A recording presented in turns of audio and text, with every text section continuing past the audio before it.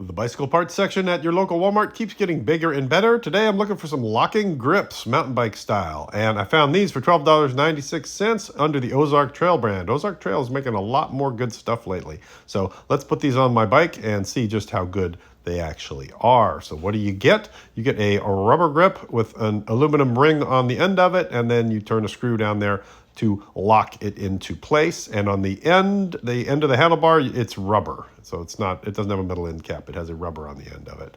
And then you do get an included Allen wrench to tighten that whole thing down. There's your feature set, pretty much what I said, but it does mention that it's 22.2 millimeter diameter handlebars, which is pretty much your standard mountain bike handlebar. The plugs that come with it don't fit in the end of your handlebars. I think they're just there for shipping, so they don't really add any value. And if you slide it on there like that, that's really all you need to do. Slide it on and then grab that included Allen wrench and crank it down. So you don't need any tools that don't come with it in order to install it. And if we take a quick close-up look, it is 135 millimeters from the metal band all the way to the end of the grip.